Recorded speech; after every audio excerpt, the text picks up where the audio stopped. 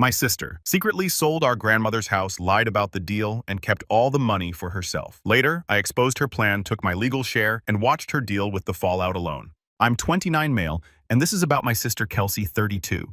We lost our grandmother last year. She was basically our second mother after our parents divorced when I was 12 and Kelsey was 15. Our mom moved across the country for work, and our dad was too busy with his new girlfriend to care much about us. Grandma Rose took us in every summer and most weekends. Her house on Maple Street became our real home. When our parents split, Kelsey and I became really close. We had to look out for each other. She taught me how to ride a bike, helped me with homework, and stood up to bullies at school. I was the annoying little brother, but she never made me feel unwanted. We spent countless hours in Grandma's backyard building forts and playing games she made up. Those were the happiest times of my childhood. Grandma Rose was diagnosed with dementia 3 years ago. It got worse quickly. Kelsey lived closer to her, about 20 minutes away, while I was 2 hours north in the city. Kelsey took care of most of the daily stuff like grocery shopping and doctor visits. I came down every weekend and during my vacation time from work. We split the cost for her care and hired a part-time aide when she couldn't be alone anymore. Last January, Grandma passed away peacefully in her sleep. The funeral was small but nice. Kelsey and I were the main inheritors. Grandma had left us the house and some savings split equally between us. The house needed a lot of work, the roof leaked, the kitchen was from the 1970s and the floors were warped in several places. But it sat on a nice lot in a neighborhood that was getting better each year. Kelsey suggested we renovate and sell it. The real estate market was good, and we could make decent money if we fixed it up properly. I agreed. We figured it would take about 6 months and cost around $30,000 in materials and contractor fees. We would split everything down the middle and share the profits equally. I took a leave of absence from my job as a software developer. My company was understanding since I had been there for 5 years and had good performance reviews. Kelsey kept working at her accounting firm, but said she would handle the paperwork and permits while I managed the day-to-day renovation work. The first month was rough. I had to learn how to do things I had never done before. I watched YouTube videos on plumbing, electrical work, and tile installation. I made mistakes, but kept going. Kelsey came by most evenings after work to see the progress and help with smaller tasks like painting and cleaning. We started with the roof. I hired a contractor for that since it was too dangerous for me to do alone. Then I tackled the kitchen. I removed all the old cabinets, appliances, and countertops. The previous kitchen had this ugly yellow flooring that was peeling up at the edges. Underneath was hardwood that just needed sanding and refinishing. Kelsey and I picked out new cabinets at a home improvement store. We chose a simple white style that would appeal to most buyers. I installed them myself with help from a neighbor who had done similar work before. The new countertops were granite that we got at a discount from a supplier Kelsey found through her work connections. By month 3, the kitchen was almost done. I had also fixed the warped floors in the living room and 2 bedrooms. Kelsey handled getting quotes from different contractors for the bathroom renovation, since that was beyond my skill level. We decided to update both bathrooms completely, with new fixtures, tiles, and vanities. The work was hard but satisfying. Every day, I could see real progress. Kelsey seemed happy with how everything was turning out.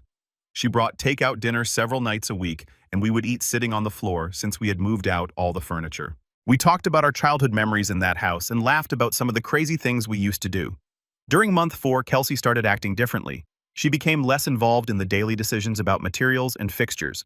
When I asked for her input on paint colors or which contractor to hire for the bathrooms, she would say I should just decide. She stopped coming by as often, and when she did visit, she seemed distracted. I asked if everything was okay at her job or with her boyfriend, Jeremiah, 34M. She had been dating him for about a year. She said work was busy and Jeremiah was fine. I didn't push it because Kelsey had always been private about her personal life. The bathroom renovations took longer than expected. The contractor we hired found some water damage behind the walls that needed to be fixed first. This added another 2 weeks and about $3,000 to our budget. Kelsey agreed to the extra expense, but I could tell she was not happy about it. By month 5, the house was looking amazing. New roof, updated kitchen with stainless steel appliances, refinished hardwood floors throughout, and 2 completely remodeled bathrooms. I had also painted the entire interior and exterior. The front yard landscaping needed work, but that could wait until spring. Kelsey suggested we get the house appraised to see what it might sell for. The appraiser came out on a Wednesday afternoon. Kelsey met me there, which was unusual since she rarely came by during weekdays anymore. The appraiser spent about 2 hours measuring rooms and taking photos. A week later, we got the appraisal report. The house was valued at $280,000. Grandma had bought it in 1985 for $45,000. Even after subtracting what we had spent on renovations and what we would pay in realtor fees and taxes, we were looking at a profit of about $90,000 each. Kelsey seemed excited about the number, but also nervous. I asked if she wanted to put it on the market right away or wait until spring when more buyers would be looking. She said we should talk about it over the weekend and make a decision. That Friday, I got a call from Kelsey's boyfriend, Jeremiah. This was strange because he had never called me before. He said he needed to talk to me about something important regarding Kelsey in the house. We agreed to meet at a coffee shop near my apartment that evening. Jeremiah looked uncomfortable when I sat down across from him. He ordered a coffee but didn't drink it. He kept fidgeting with the cup and avoiding eye contact. Finally, he said Kelsey had asked him not to tell me what he was about to say, but he couldn't keep quiet anymore. Kelsey had already accepted an offer on the house. She had listed it 3 weeks ago without telling me. A buyer had offered $260,000, which was $20,000 less than the appraised value, but still a significant profit. Kelsey had accepted the offer, and the closing was scheduled for the following month. I sat there trying to process what Jeremiah had just told me. Kelsey had gone behind my back and sold our grandmother's house while I was still working on it every day. She had lied to me for weeks about her plans. I asked Jeremiah why he was telling me this now. He said Kelsey had been stressed about keeping the secret and it was affecting their relationship. She had been snapping at him over small things and seemed guilty about something. When he finally got her to admit what was going on, he told her she needed to tell me the truth. When she refused, he decided to tell me himself. Jeremiah also revealed that Kelsey had been talking to a real estate agent for over a month. She had gotten advice on pricing and marketing without including me in any of those conversations. The agent had told her that waiting until spring might not result in a significantly higher sale price, and Kelsey wanted to close the deal as soon as possible. I asked Jeremiah if he knew why Kelsey was in such a hurry to sell. He said she and her boyfriend had been looking at houses together and wanted to use her share of the money as a down payment. They had found a place they liked but needed to act fast because there were other interested buyers. After Jeremiah left, I drove to Kelsey's apartment. Her car was in the parking lot, so I knew she was home. I knocked on the door, but she didn't answer. I could hear the TV inside. I called her phone and heard it ringing through the door, but she still didn't answer. The next morning, I went to the house on Maple Street. I had keys and was planning to continue working on the exterior painting. When I pulled into the driveway, there was a sign in the front yard that said "Sold" in big red letters. I called Kelsey repeatedly that day. She finally answered around dinner time. She said she could explain everything and asked me to meet her at a restaurant near her work. I agreed because I needed to hear her side of the story. Kelsey was already sitting at a table when I arrived. She looked tired and avoided making eye contact when I sat down. She ordered a salad but barely touched it. I asked her to explain why she had sold the house without telling me. She said she was sorry for not discussing it with me first. She claimed she had gotten scared about the real estate market and wanted to sell before prices dropped. She said the buyer was offering cash and could close quickly, which seemed like a good opportunity. I asked her about the 3 weeks of lying and why she had Jeremiah tell me instead of being honest herself. She said she knew I would be upset and she didn't know how to bring it up. She said she had been planning to tell me after the closing was finalized. Kelsey then said something that made everything clear. She said she needed her share of the money sooner than we had originally planned because she and Jeremiah were getting engaged. They wanted to buy a house together and start their life as a married couple. She said she hoped I would understand and be happy for her. I asked if she had considered that I might have needed more time to finish the work I was doing, or that I might have wanted input on the sale price and terms. She said the buyer was happy with the house as it was and didn't require any additional work to be completed. The conversation ended badly. Kelsey kept apologizing but also defending her decision. She said she had the right to sell her half of the house whenever she wanted. I pointed out that we had agreed to work on it together and make decisions together. She said plans changed and I needed to be more flexible. I left the restaurant without finishing my food. Kelsey called after me, but I kept walking. I spent the rest of that weekend thinking about everything that had happened over the past 6 months. The closing was scheduled for 3 weeks later. Kelsey texted me the details about where and when to sign the papers. She also sent me a breakdown of the expenses we had incurred and what my share of the profit would be. After all costs were deducted, I would receive about $87,000. I didn't respond to her texts. I had taken 6 months off work to renovate our grandmother's house. I had learned new skills, worked 12-hour days, and put my career on hold. Kelsey had made a major decision about our shared inheritance without including me in the process. The day before the closing, Kelsey called me. She said she understood I was upset but hoped we could move forward as siblings. She said she loved me and didn't want this to ruin our relationship permanently. She asked if I would attend the closing with her so we could sign the papers together. I told her I would be there to sign the papers because I needed the money, but I needed time to think about everything else. She said she understood and hoped I would eventually forgive her. Update 1: the closing went smoothly.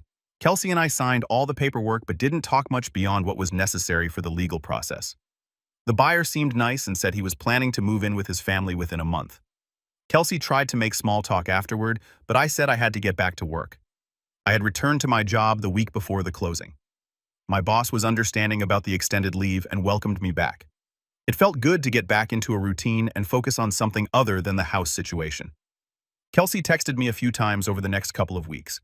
She sent photos from her engagement dinner with Jeremiah and their families. She also forwarded me the listing for the house they wanted to buy together. I didn't respond to any of her messages.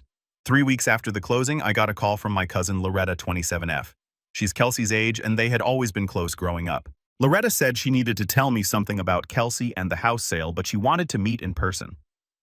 We met at a park near downtown. Loretta seemed nervous, similar to how Jeremiah had acted before telling me about the secret sale. She said Kelsey had confided in her about something months ago and she was having second thoughts about keeping quiet. According to Loretta, Kelsey had been planning to sell the house quickly from the very beginning. The renovation work was never intended to maximize the sale price. Kelsey had only agreed to the renovation plan because she thought it would keep me busy and involved while she worked with the real estate agent behind the scenes. Loretta said Kelsey had contacted a realtor in March, just 2 months after Grandma's funeral. The realtor had told her that the house would sell quickly in its current condition because the lot was in a desirable location. The buyer who eventually purchased it had actually been interested since April, but Kelsey had asked the realtor to wait until the renovation work was nearly complete. The most shocking part of Loretta's revelation was about the money. Kelsey had told the realtor she was the sole owner of the house. She had planned to take the entire sale proceeds and then give me some money later, claiming it was a gift to help me get back on my feet after taking time off work. Loretta said Kelsey only changed her mind about cutting me out completely after Jeremiah found out about the deception and threatened to break up with her if she didn't include me in the sale. That's why I ended up getting my legal share, but Kelsey had never intended for me to receive it initially. I asked Loretta why she was telling me this now. She said Kelsey had been bragging at family gatherings about how she had managed the house sale efficiently while I was wasting time on unnecessary renovations. Loretta said she couldn't listen to Kelsey take credit for being organized and business-minded when she knew the truth about the deception. Loretta also told me that Kelsey had been telling relatives that I was being childish and unreasonable about the house sale. Kelsey claimed she had tried to include me in the decision-making process, but I was too focused on the renovation work to pay attention to practical matters like pricing and timing. After talking with Loretta, I realized that Kelsey's betrayal was much deeper than I had originally understood. She had been lying to me for months, not just weeks. She had planned to steal my inheritance entirely and only backed down when her boyfriend forced her to reconsider. I called Jeremiah to thank him for telling me about the sale when he did. I also asked if he knew about Kelsey's original plan to exclude me from the profits. He said he had suspected something was wrong with Kelsey's story about me being an equal partner, but he hadn't known the specific details until recently. Jeremiah told me he and Kelsey had been having problems since the house closing. Kelsey had been angry with him for interfering in her family business. She accused him of ruining her relationship with me by forcing her to be honest about the sale timeline. Their engagement had been put on hold while they worked through these issues. I decided to confront Kelsey directly about what Loretta had told me. I called her and asked if we could meet to discuss some things I had learned about the house sale. She agreed, probably thinking I was ready to apologize and move forward. We met at the same restaurant where we had talked after Jeremiah first told me about the sale. Kelsey looked different. She had cut her hair shorter and seemed more confident than she had during our previous conversation. She ordered wine with dinner, which was unusual for her. I asked Kelsey to tell me the complete truth about her plans for the house sale. I said I had learned some information that made me question what she had told me before. She asked what I meant and who I had been talking to. I told her about my conversations with Loretta and Jeremiah. Kelsey's expression changed immediately. She looked trapped, like she was trying to figure out how much I actually knew. She asked what exactly Loretta had said.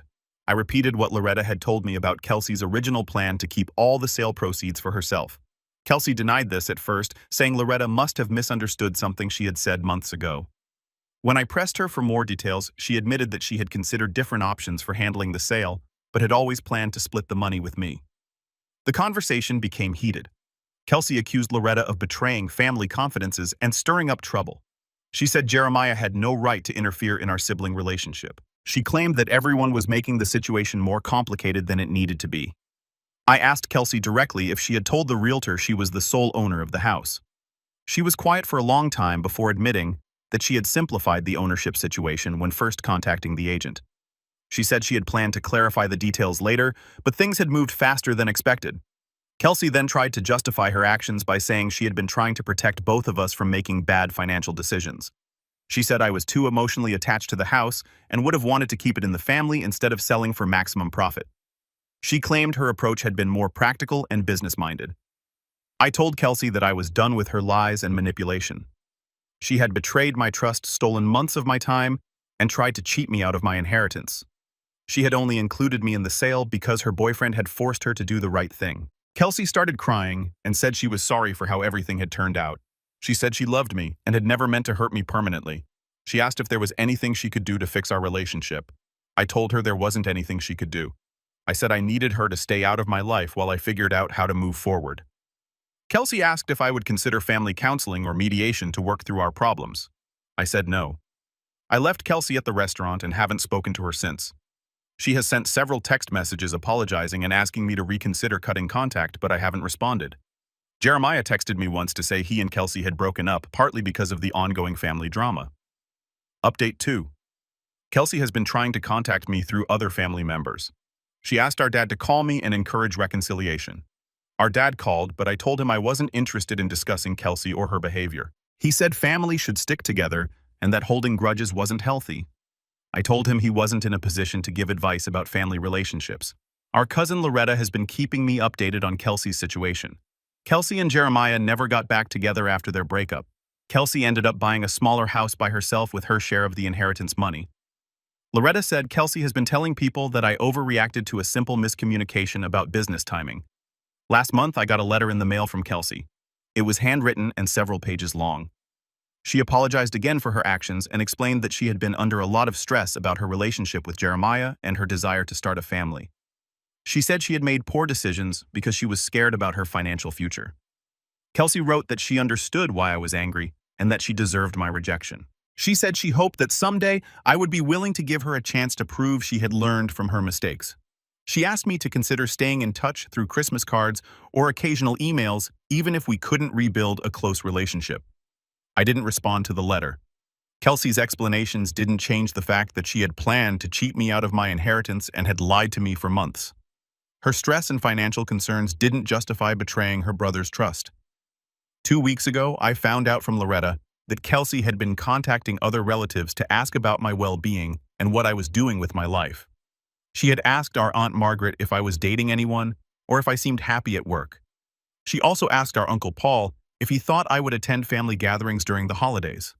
I realized that Kelsey was gathering information about me through our extended family. I decided to set boundaries with relatives who might be sharing details about my personal life with her. I called Loretta, Margaret, and Paul to ask them not to discuss me with Kelsey or pass along information about my activities and relationships. Most of our relatives understood my request and agreed to respect my privacy. Our Aunt Margaret said she thought I was being too harsh, but she would honor my wishes. Our Uncle Paul said he supported whatever decision I felt was right for my mental health. I also learned from Loretta that Kelsey had been struggling with the social consequences of our arrangement. Some family members had taken sides or formed opinions about what had happened with the house sale.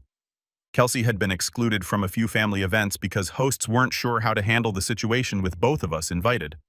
I hadn't been attending many family gatherings anyway, so this didn't affect me directly. But I realized that Kelsey was experiencing real consequences for her actions beyond just losing her relationship with me. Her reputation within our extended family had been damaged by the truth about her deceptive behavior. Loretta told me that Kelsey had asked her to encourage me to attend our cousin David's wedding in December. Kelsey promised she would keep her distance and not try to approach me at the event. She just wanted me to feel comfortable participating in family celebrations without worrying about awkward confrontations. I decided not to attend David's wedding. It had nothing to do with Kelsey's presence, but I didn't want family members to think I was making decisions based on avoiding her. I sent David and his fiancée a nice gift and a congratulations card explaining that I had work commitments that weekend. The holidays are coming up, and I know there will be more pressure from family members to reconcile with Kelsey. Our dad has already called twice asking about Christmas plans and suggesting that Kelsey and I should at least exchange gifts to show goodwill. I've told him repeatedly that I'm not interested in maintaining any contact with Kelsey. I've been doing well on my own. Work has been busy and engaging. I've been dating someone I met through friends, and we've been spending time together on weekends. I've also been taking woodworking classes at a community center, which has been a good way to use the construction skills I learned while renovating Grandma's house. The money from the house sale has been sitting in a savings account earning interest. I've been thinking about using some of it to buy my own place, but I'm not in a hurry to make that decision. Having financial security has been more valuable than I expected after taking so much time off work last year. Update 3. Kelsey showed up at my apartment last Sunday morning. I was getting ready to meet my girlfriend Sarah for brunch when I heard knocking at my door. I looked through the peephole and saw Kelsey standing in the hallway holding a coffee tray and a bag from the bakery where we used to get pastries as kids. I didn't open the door immediately. Kelsey knocked again and said she knew I was home because my car was in the parking lot. She said she just wanted to talk for 5 minutes and then she would leave me alone permanently if that's what I wanted. I opened the door but didn't invite her inside. Kelsey looked tired and thinner than when I had last seen her. She was wearing jeans and an old sweater that I remembered from college. She tried to hand me the coffee and pastries, but I didn't take them. Kelsey said she had been thinking about our conversation at the restaurant and realized she hadn't been completely honest about her motivations for selling the house quickly. She said she wanted to tell me the real reason she had been in such a hurry to close the deal. According to Kelsey, she had been having financial problems for months before Grandma passed away. She had been using credit cards to pay for Grandma's care expenses and had accumulated significant debt. When Jeremiah proposed marriage, she panicked about bringing debt into their relationship and saw the house sale as a way to solve her money problems quickly. Kelsey said she hadn't told me about her financial situation because she was embarrassed and didn't want me to think she couldn't manage her adult responsibilities. She said she had convinced herself that getting the house sold efficiently was more important than including me in every decision about timing and marketing. I asked Kelsey why she was telling me this now, months after our last conversation. She said she had been in credit counseling and was learning about honest communication as part of managing financial stress. Her counselor had suggested she take responsibility for how her money problems had affected her relationships. Kelsey also told me that she had been fired from her accounting job 2 weeks earlier. Her supervisor had discovered that she had been making personal phone calls to real estate agents and contractors during work hours while we were renovating the house. The company had considered this a misuse of work time and a conflict of interest with her professional responsibilities. I realized Kelsey was trying to gain sympathy by sharing her problems, but her explanation still didn't justify lying to me for months or planning to exclude me from my inheritance. Having debt and work stress didn't excuse betraying family trust. Kelsey asked if I would consider having coffee with her once a month to slowly rebuild our relationship. She said she didn't expect things to go back to how they were before, but she hoped we could eventually be civil at family events. She promised she would never lie to me again about anything. I told Kelsey that I appreciated her honesty about her financial situation, but I wasn't ready to have regular contact with her. I said I needed more time to process everything that had happened and decide what kind of relationship, if any, I wanted to have with her in the future. Kelsey asked if she could send me updates about her life occasionally through text or email. She said she wanted me to know how she was doing and that she was working to become a more trustworthy person. I told her that wasn't necessary and that I would contact her if I ever wanted to resume communication. Before leaving, Kelsey asked if I would consider attending family events if she promised to keep our interactions minimal and polite. She said she didn't want our conflict to continue affecting other relatives who wanted both of us to be present at celebrations and gatherings. I told Kelsey I would make my own decisions about family events based on what felt right for me, not based on accommodating her comfort level. I said she should focus on rebuilding her own life instead of worrying about managing my social choices. Kelsey left the coffee and pastries outside my door and walked back to her car. I watched through my window as she sat in her car for several minutes before driving away. I threw away the food and drinks without trying them. I told my girlfriend Sarah about Kelsey's visit when we met for brunch. Sarah asked if I felt any differently about Kelsey after hearing about her financial problems and job loss. I said I felt bad that Kelsey was struggling, but her current difficulties didn't change what she had done to me. Sarah said she understood my decision to maintain distance from Kelsey. She said trust was important in family relationships, just like in romantic relationships, and it was reasonable for me to protect myself from someone who had proven to be deceptive. I called Loretta later that week to let her know about Kelsey's visit. Loretta said Kelsey had been talking to several family members about her money problems and job situation. Loretta thought Kelsey might be hoping that people would pressure me to forgive her because she was having a hard time. I asked Loretta not to share details about my conversations with Kelsey or my thoughts about reconciliation with other relatives. I said I wanted to handle the situation privately without input or pressure from extended family members. Last week I got a text message from an unknown number. It turned out to be from Jeremiah Kelsey's ex-boyfriend. He said Kelsey had asked him to contact me to confirm that everything she had told me about her financial problems was true. He said he didn't want to get involved in our family conflict, but he could verify that Kelsey had been struggling with debt and work stress. I didn't respond to Jeremiah's text. I didn't need verification of Kelsey's claims because they didn't change my decision about our relationship. Whether Kelsey's motivations were purely selfish or partially driven by desperation, she had still chosen to betray my trust when she could have asked for help or been honest about her situation. I've been thinking about what kind of relationship I might want with Kelsey in the future, if any. Right now, I don't miss having her in my life. I have good friends, a supportive girlfriend, and a stable work situation. I don't feel like I'm missing out on anything important by not talking to Kelsey. I might be willing to be polite to Kelsey at future family events, but I don't think I want to rebuild a close sibling relationship with her. Too much has happened for me to trust her judgment or rely on her support. I'm comfortable with having a smaller circle of people I'm close to if it means those relationships are more honest and reliable. The house on Maple Street has been sold and renovated by its new owners. I drove by it last month when I was in that neighborhood visiting friends. The new family has painted it a different color and added a fence around the backyard. It looks nice, but it doesn't look like Grandma's house anymore. I'm planning to use some of the money from the house sale to buy my own place this spring. I've been looking at condos and small houses in neighborhoods closer to my work. I want something that's entirely mine, where I can make decisions without having to consult or accommodate anyone else's preferences or timeline. Kelsey sent me a Christmas card, but I didn't open it. I can tell from the envelope that she wrote something inside. But I'm not interested in reading whatever message she wanted to share. I've moved forward with my life, and I'm doing well without her involvement or input. I know some people think family relationships should be forgiven and preserved, regardless of what happens between relatives, but I think people have the right to choose who they want in their lives based on how they've been treated. Kelsey had many opportunities to be honest with me and chose deception instead. I'm comfortable with the consequences of that choice.